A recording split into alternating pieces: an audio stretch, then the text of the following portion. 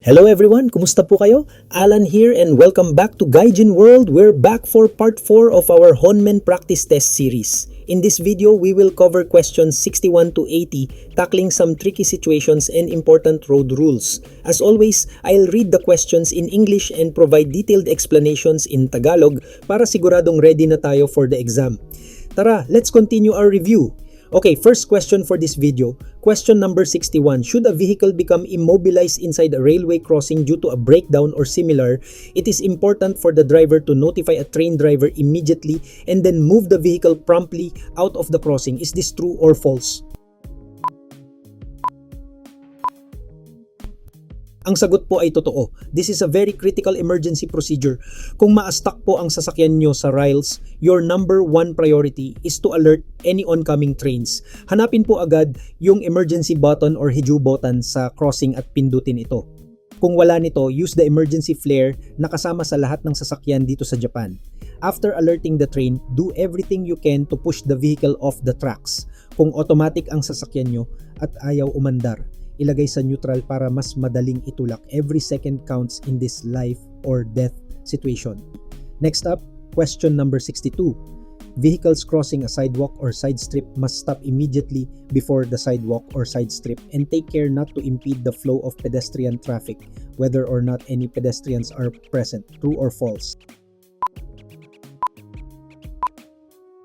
This is true. Tandaan po natin, whenever your car's path crosses a sidewalk or hodu, like when entering a gas station or a parking lot, you must come to a complete stop. Ichiji teishi.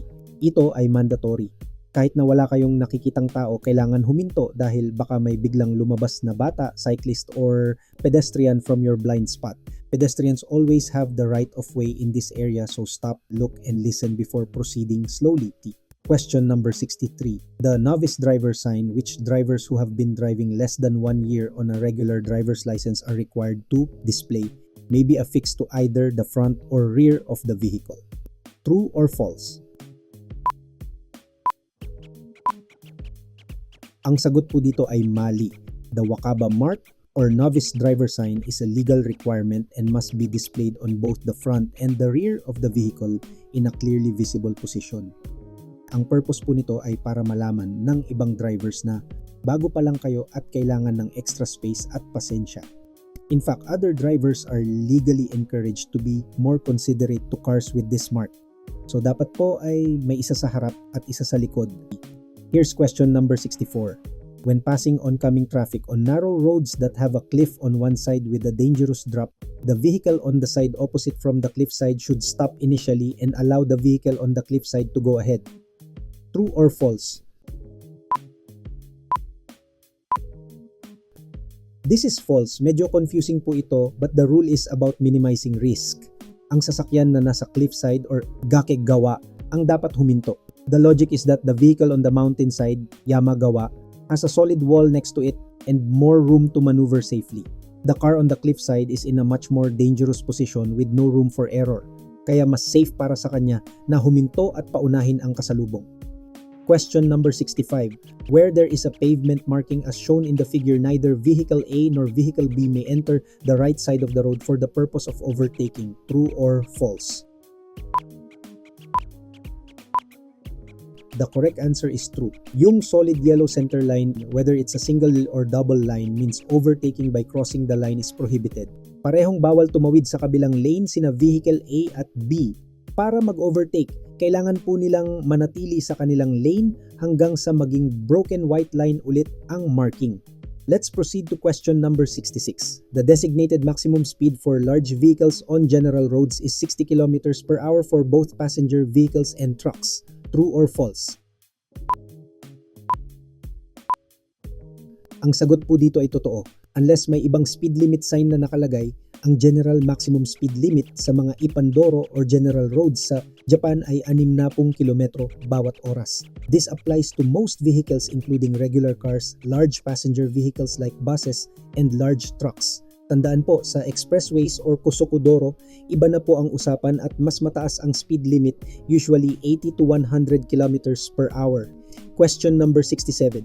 If the hand signals of police officers or traffic wardens disagree with traffic signals, drivers should obey the traffic signals. True or false? This is false. Napaka-importante pong tandaan ang hierarchy of traffic rules. The hand signals of a police officer always override any traffic lights or signs. For example, kahit naka-green light po kayo, pero yung police officer ay nakataas ang kamay, stop signal. You must stop.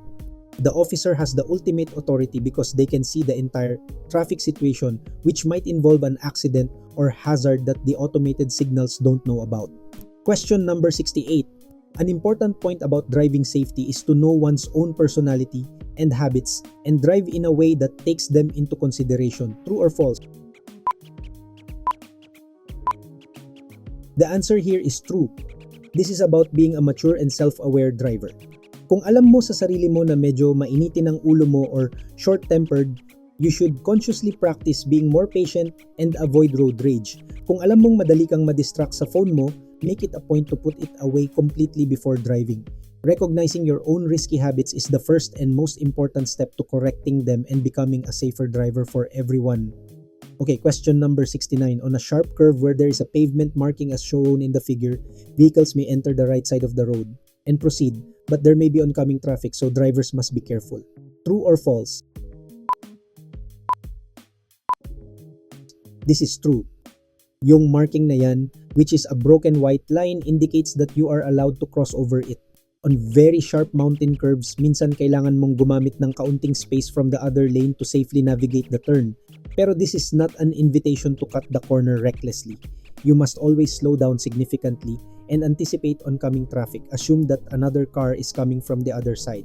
Safety first, always. Question number 70. When driving an automobile past a safety zone, drivers must slow down whether or not pedestrians are present. True or false? This one is false. There's a specific rule here. Yung Anzenchitay or safety zone, usually an island near a tram stop, has a rule. Kung may pedestrian sa safety zone, you must slow down. Pero kung wala namang tao, you can proceed at your normal speed without slowing down. This is different from a pedestrian crossing or udan-hodu, where you must always be prepared to stop if a pedestrian might cross. Let's move to question number 71. If a truck traveling several vehicles ahead suddenly changes lanes or stops, it is best to think that something has happened ahead. True or false? The correct answer is true.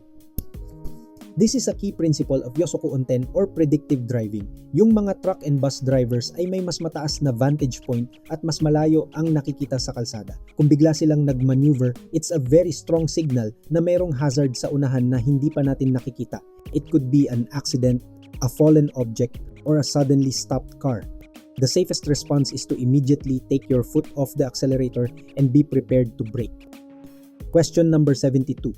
If an accident occurs but the injury to those in the other vehicle is slight or the drivers of both vehicles can reach an agreement, it is not necessary to report the accident to the police. True or false? This is false, absolutely false. In Japan, you are legally required to report all traffic accidents to the police no matter how minor. Kahit nagasgas lang at sinabi ng kabilang party na daijubu or it's okay, kailangan nyo po ng jiko shomeisho or accident certificate from the police. Without this official report, your insurance company will not process your claim. Not reporting an accident can also lead to penalties. Okay, question number 73. At night, when approaching intersections or curves with poor visibility, a driver should use the high beams or flash them to warn other drivers or pedestrians of the approach of the vehicle. True or false? This is true. This is a good safety practice. Using your high beams or haibimu in areas with poor visibility like blind curves or unlit intersections at night is a great way to announce your presence. It helps other drivers and pedestrians see you coming. Just remember the courtesy rule. Switch back to low beams or robimu as soon as you see an oncoming car to avoid dazzling their eyes. Question number 74. In an intersection between roads with 3 lanes in each direction where the traffic signal is a red light and a green arrow pointing right, regular motor vehicles may proceed in the direction indicated by the arrow but mopeds may not proceed. True or false? The answer is true. This is a very specific rule for mopeds. Sa malalaking intersections like this by tatlo o higit pa na lane, mopeds are required to perform the two-step right turn or nikay dangkay usetsu. This means hindi sila pwedeng lumiko pa kanan directly from the rightmost lane kasabay ng mga kotse. Kahit may green arrow for turning right, the moped must wait for the main signal to turn green, go straight across the intersection, stop at the far corner, turn right, and then wait for the cross street's signal to turn green. Question number 75. Driving continuously at high speed with tires underinflated causes the dangerous standing wave phenomenon. So when driving at high speed, it is necessary to inflate the tires to a slightly higher pressure than that specified. True or false? This is true. The standing wave phenomenon is very dangerous. When a tire is underinflated, its sidewalls flex excessively at high speeds. This creates a wave-like ripple that generates intense heat, which can cause the tire's internal structure to fail and lead to a sudden, catastrophic blowout. To prevent this on expressways, it's recommended to inflate your tires about 10 to 20% higher than the normal specified pressure, but never exceeding the maximum pressure written on the tire itself. Moving on to question number 76. Where there is a traffic sign as shown in the figure. Vehicles may park on the far side, behind the traffic sign, but not on this side, in front of the traffic sign. True or false? The answer is true. Yung sign na yan, which is a no parking sign with an arrow pointing backwards, indicates that the no parking zone ends at that point. So the restriction applies to the area before the sign. Pwede na po kayong magpark after passing the sign. If the arrow were pointing forward, it would mean the zone begins at the sign. Question number 77. Eyesight deteriorates when suddenly entering a dark place from a bright place but does not change when entering a bright place from a dark place. True or false? This is false. Our eyes need time to adjust in both directions. Pagpasok sa isang madilim na tunnel mula sa sikat ng araw, your pupils need to dilate and it can take a few seconds before you can see clearly. Paglabas naman mula sa madilim na tunnel pabalik sa liwanag, your pupils constrict and you can experience temporary dazzle or glare that can be blinding. Both situations are dangerous, which is why it's important to slow down before entering and exiting tunnels. Let's check question number 78. If an emergency vehicle is approaching on a one-way street that is not near an intersection, vehicles may give way to the emergency vehicle by moving to the right side of the road depending on the circumstances. True or false? This is true. Ang general rule po talaga is to move to the left side of the road and stop. Pero, common sense applies. Sa isang masikip na one-way street, kung by moving to the left ay mas lalo niyong mahaharangan yung daan ng ambulance or fire truck, then you are allowed to move to the right instead. The absolute priority is to create a clear and open path for the emergency vehicle to pass through as quickly and safely as possible. Question number 79.